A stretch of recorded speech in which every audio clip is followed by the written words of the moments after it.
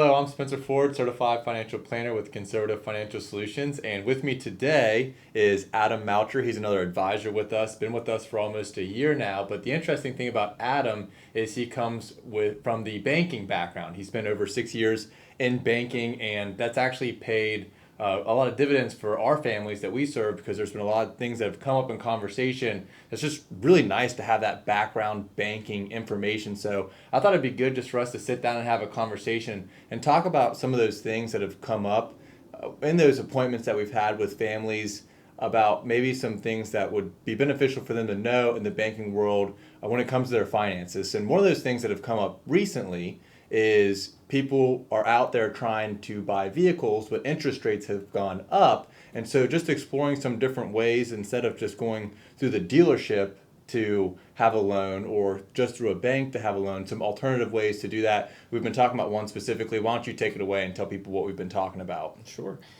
So, what I've seen in my past is if interest rates are rising, vehicle loans are rising, we look at a home equity option. So, if you have that equity in your home, it's a great option to look at. Usually, there's little to no closing costs with a home equity loan, and your rate's going to be a lot lower. So, there's two different types of home equity loans. There's the closed-end loan, and there's an open-end loan. And the difference being is the closed-end loan is more like the vehicle loan, where it's a set payment each month. You have a set interest rate, but again, that rate is going to be a lot lower than the current vehicle loan rates with them increasing so much. A good thing to also look at with a home equity loan is some debt consolidation. That's came up in a few of our appointments where people have credit card debt with an average rate of somewhere around 20% or more. So it's a great product to use in that situation where you can move that credit card debt over and get a lower rate and get a lower payment, and you can pay off that credit card debt a lot faster and free up some cash. Perfect. And so just so that everybody understands, that an open end home equity line of credit is basically like you borrow up to the limit that you're allowed to borrow, and there's no set time in which you have to pay it back. But a closed-end loan is has its own amortization schedule that you make these payments and it's going to be paid off in this X number of date. Correct. So on the closed end, you pick how long you want your payment to be, just like a vehicle loan. You can do 60 months, you can do 72 months. You can basically have freedom in that range versus the line of credit option. Yes, it's not a set amount each month. You're just paying the interest due on that loan, and then anything over that you choose to pay would bring down your balance of the loan. So that gives you a little bit more flexibility in payment wise, but the rate isn't fixed. Yeah. And so why is it that a lot of times your home equity line of credit rate is going to be less than what you can get at a dealership? Because it's backed by your home. So it's easier to sell, I would say, a home than it is a vehicle, and it's not a depreciating asset like a vehicle depreciates a lot faster than a home. Yeah, and we've certainly seen that paid off for a lot of people where interest rates on a vehicle loan is 6%. They're able to get a couple percentage points less than that on a home equity line of credit. The biggest thing, though, is what we've told families is, hey, if you're going to do this, you have to be disciplined, right? You want to treat it like it's a vehicle loan. You want to, whether it's open end or closed end, right? If it's open ended, you don't just want to make the interest payments because you're not doing anything to pay off that principal. You want to treat it like it's an actual loan. You want to make principal payments. You want to have a goal in the future of when it's going to be paid off completely. So yes, absolutely. You got to be disciplined. You got to have that knowledge to where you're making that exact same payment each month. If you're saving, say you're paying $300 on your credit card and you can get a home equity loan to bring that down to $200, you don't necessarily want to pay just the $200. You want to continue to pay that $300, so you're paying that off faster, and it does benefit you of getting that lower interest rate. Yeah, absolutely.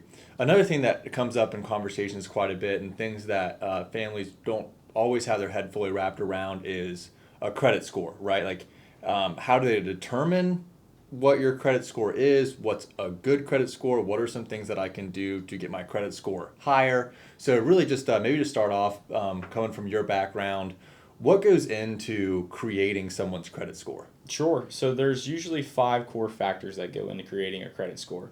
First one being the most important is payment history. Are you making your payments on time? That's the biggest factor. So just make sure you're making your payments on time.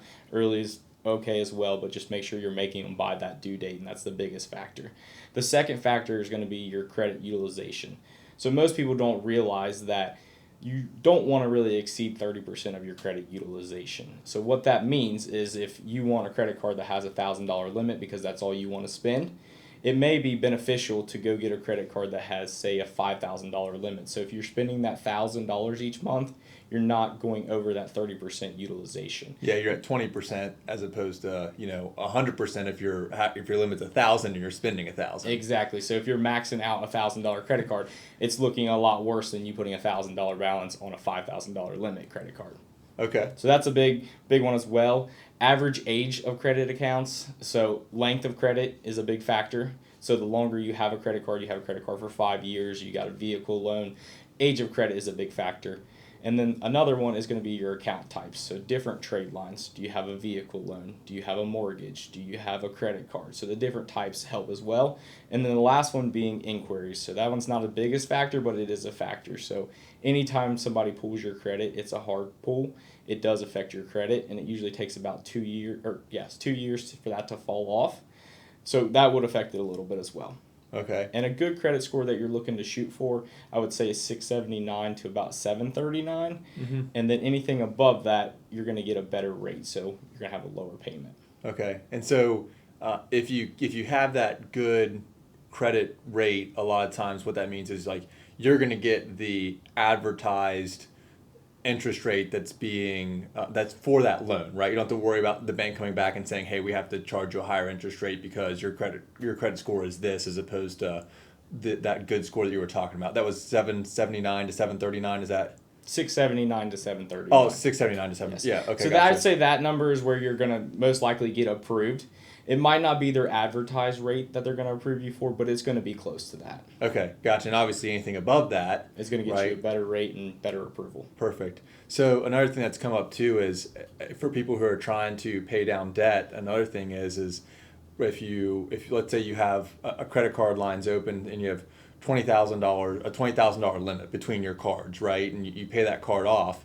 You may not want to close a card. You may not, like if let's say one of those cards is a $5,000 limit. You may not want to close that because if you close that, it may increase your revolving utilization. So you don't want to hurt yourself by getting some debt paid off, then closing a card and actually increasing your revolving utilization and dinging your credit score unnecessarily. You're exactly right, because that 30% utilization we were talking about earlier is an aggregate number. So if you are paying one down and you're closing that, it would decrease your entire limit. Yeah, and obviously that it's a little bit of a double-edged sword for people because if you have multiple credit lines open, there's the potential that you have there's a greater opportunity for someone to get a hold of that credit card number, charge something to it fraudulently, or capture your identity or anything like that. Any tips on just things people can do to avoid situations like that? Yes, absolutely. So most credit card companies nowadays have an app out there,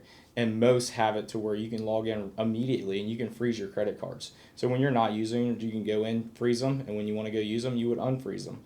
Also, most people don't know that with the 3 major credit reporting bureaus, you can log on to their website and freeze your credit. So nobody can go in and steal your identity and open a new line of credit in your name if that credit's frozen, because when they go to pull it, it'll say the credit's frozen, they won't approve you. And it's very easy. You log in, takes probably a minute or two to unfreeze your credit. If you're going to buy something, Mm-hmm. it takes a minute or two, unfreeze it, and then they can pull your credit and you can get approved. And then you can freeze it right back. So that's a great way to deter fraud.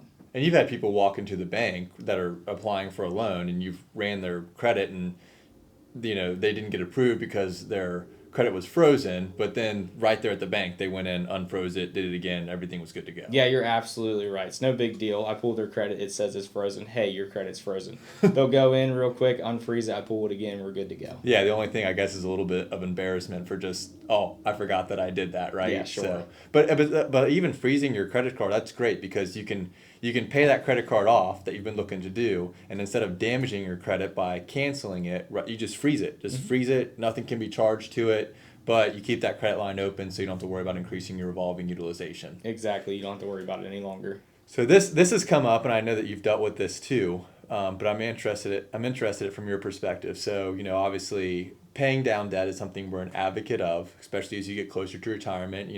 It's nice to have your house paid off prior to entering into retirement. You've worked your life to maybe get that house paid off, you have your car paid off, you don't carry anything on a credit card. We're from the Midwest. A lot of people still deal in cash, right? So there's people out there that don't even use credit cards. What are some issues you've seen people run into in the banking world where they've had all their debt paid off? So I've seen it a few times in my industry where I've had somebody come in and they did everything right, like you're saying. They've paid off their mortgage, they paid off vehicle loans, all their credit cards. They don't use credit cards any longer. They've closed them out. Well, now they want to come in because money's so cheap to borrow. They want to just borrow for a vehicle. Well, I go and put a loan application in and they're denied, and they're just flabbergasted. How am I denied? My credit's perfect. Well, Yeah. they no longer have credit. So no credit's worse than having bad credit.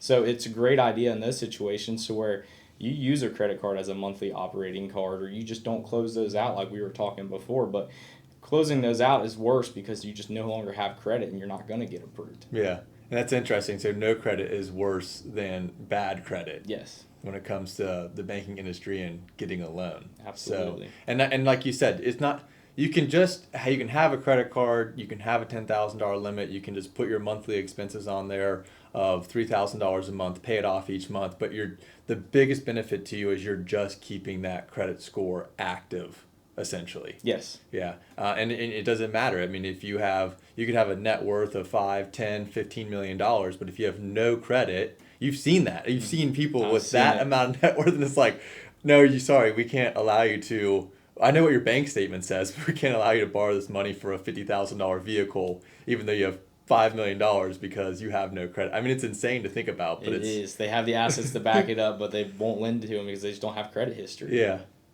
So, lastly, kind of another topic that have come up in conversations is banks and FDIC insurance, Sure. right? So, and just what coverage FDIC insurance gives. So, what is the FDIC insurance limit right now? It's $250,000 per individual and per account ownership. So it gets a little detailed, but it's $250,000 per individual per account ownership type. Okay.